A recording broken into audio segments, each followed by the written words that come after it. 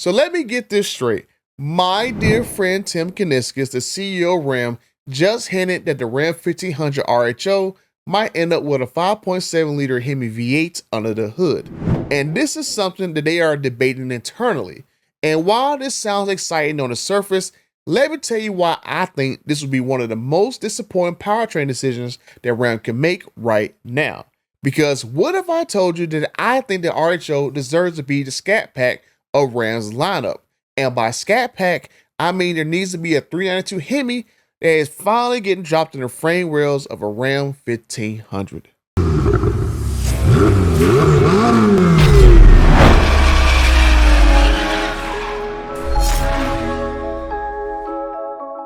Okay, well, over 45,000 friends and the 66% of you guys who are basically just hurting my chi by not subscribing to the channel and helping me get to my first milestone of 50,000 subscribers. Because the RHO is originally marketed as that non-spiritual successor to the Ram TRX. The RHO is for those guys who want that big body, that wide fender aggression that looks like the Ram TRX without the $100,000 Ram TRX price tag when they put the Hellcat tax in there.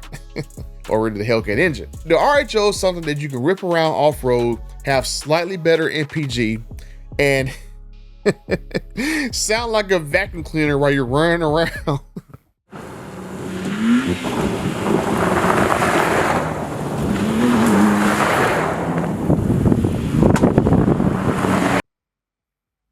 And for a lot of owners, they are buying these RHOs in order to keep the miles off of their 700 horsepower Ram TRX.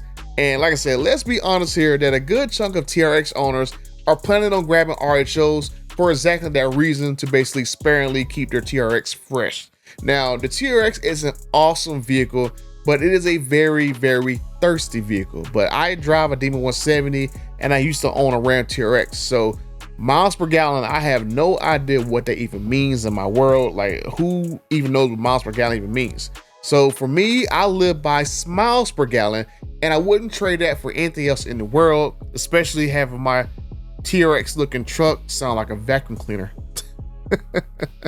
Hey, want to hear the most annoying sound in the world?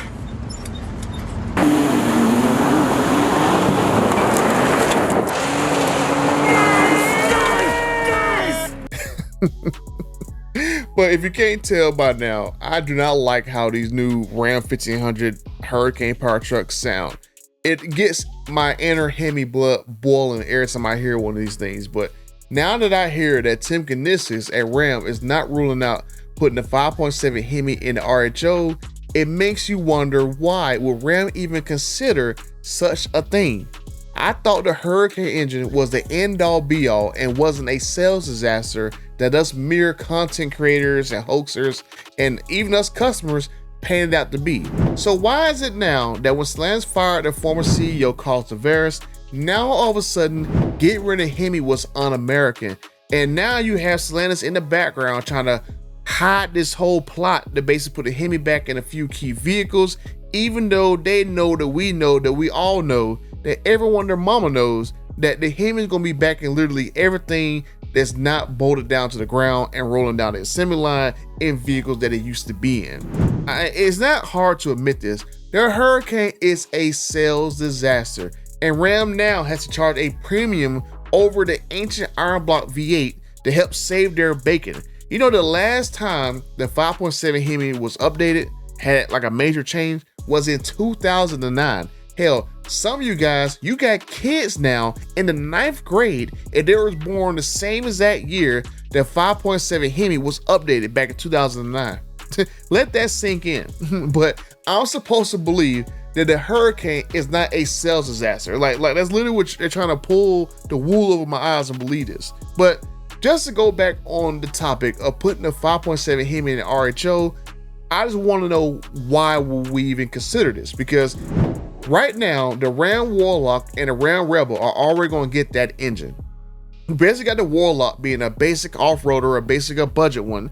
You got the Ram Rebel being this mild off-roader above the Warlock. And then now you got the RHO, which was supposed to be like their top wild off-road vehicle. At the Stellantis basically, I don't want to say the word, but let's just say they neutered Ram and removed the TRX from their lineup. Well, with all due respect, Mr. Dennett, I had no idea you'd gotten experimental surgery to have your balls removed. What did you say? What was that? Whoa, I said with all due respect.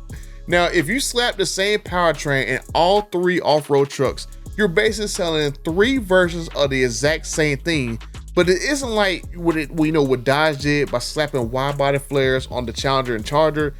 There is a lot of difference between these vehicles, a Ram Rebel, a Warlock, and an RHO. There's a lot of differences in them. So what is the point of giving all 3 of these trucks at 3 different tiers this same exact engine? I mean, it's like putting the 392 in the XXT, the Scat Pack, and the Hellcat and claiming that the Hellcat is way better only because you got like more packaging options and it's more expensive. I mean, what the RHO needs is a 6.4 liter 392 Hemi to make it stand out. Now that to me would make it more desirable in my book. The problem with putting the 392 Hemi in the RHO is mainly just the fact that the 392 Hemi was never an option in a Ram 1500. So if Ram wants to put a 392 into a Ram 1500, there's a lot of government work that would have to go on in the background. A 5.7 Hemi in the RHO will be a lot easier for Ram to bring to the market since the 5.7 Hemi is an existing option already in the Ram 1500 lineup. Now I know someone will say that, what about the 6.4 liter big ass engine found in the Ram HD trucks? But that Hemi is modified for better towing and no one's going to be towing that well with a RHO 392. The RHO 392 just basically it just rolls off the tongue so well and it sounds cool. But I think the 392 Hemi is something that Ram should consider for the RHO and also consider making it an option on the Ram Limited and the Ram Tungsten. The Ram trucks that were getting basically the Hurricane high output engines should basically get a 392 Hemi options.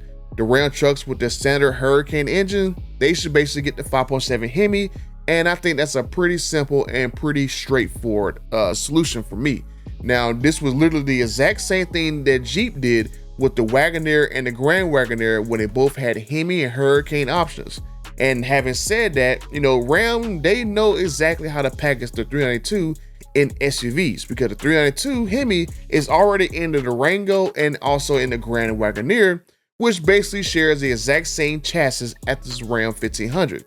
So like I said, it is very doable for a 392 Ram 1500. All it is just basically if Ram wants to actually invest money and time into actually bringing that to the market. Because before this Stellantis nonsense was going on of making Scat Pack into electric vehicles, the 392 was in the Challenger, the Charger, and Durango Scat Packs. It is a proven engine, it sounds amazing, and most importantly, Tim Kuniskis knows that the name and packaging matter. The SRT 392 was saved by changing the packaging around it and giving that car a fun name, and it dramatically boosted sales. We went to Scat Pack, and Scat Pack to me is probably the best example ever. Scat Pack's our fastest turning, highest volume car that we have today. Do you know the Scat Pack existed before the Scat Pack existed? Absolutely identical car, sold about 1% of our mix. We changed it to Scat Pack, put the logo on it, created visualization and identification, and went from 1% to 40%. But would a RHO 392 be a Ford Raptor with an EcoBoost and a drag race? Now, I have no idea the answer to that question, but I ought to say that it is probably possible. Now, I don't have the exact answer like I said, but I looked at test data from an EcoBoost Raptor and the data from a 392 Grand Wagoneer, the closest vehicle that I can give you a performance-based numbers on, right? So an RHO will probably be a couple hundred pounds heavier than a Grand Wagoneer. So you're thinking maybe 5.3, 5.4 in the 0 to 60 time, which isn't horrible, but even the TRX is slightly slower than a Raptor R. And that didn't affect the sales. Now, even if the RHO 392 was slightly lose against the EcoBoost Raptor, it would absolutely humiliate it on sound, character, and even road presence. If you want to embarrass an EcoBoost Raptor, then you can just basically go back an option in the Hurricane Inline 6 engine and smoke the living daylights out of it, but you're still gonna sound like a vacuum cleaner.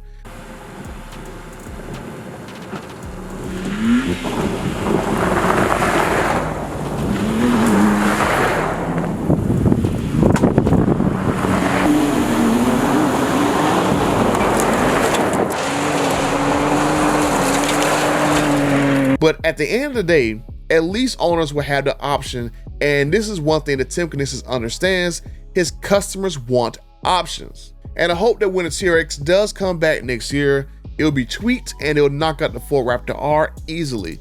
Even something as simple as basically putting in a pre-installed stage kit from the regular Hellcats from the Challengers and Chargers, that should give the TRX enough extra boost in order to knock out the Raptor R. In the revival of the Hemi back into Ram, there should be Scat Pack and Hellcat options. There should be a RHO 392 as a Scat Pack to the TRX's Hellcat engine, and I think it'll fit perfectly in the lineup. And while I know some people at Ram are probably listening to this video, you should consider giving the RHO 392 a selectable 2-wheel drive and 4-wheel drive system. That is the one gripe that I had with my TRX when I used to own it, that it did not have the option to only drive in 2-wheel drive mode when I wanted to. The RHO has to be awesome in my eyes, and I think that two very easy things can make the RHO even better: a 392 and a selectable 4-wheel drive system. And if this is impossible, it's not impossible. It was done in the Grand Wagoneer. The Grand Wagoneer shared the same exact chassis, so there is no reason a RHO 392 cannot do the same thing and have a selectable, basically 4-wheel drive system. Just saying. But let me know what you guys think in the comments down below. Should Ram go all in and put the 392 Hemi into the RHO and even the Limited and the Tungsten? Or are you fine with basically having the 5.7 Hemi and the Rebel, the RHO, and the Warlock, and basically be the same thing and basically the same basically the same thing in different clothes? And if you want to see why I think that the Ram TRX should get the engine from D170 and give us 1,000 horsepower with E85, is that way we can have like cheap fuel, you can check out this video right here that I made about that. And until the next time, I'm out.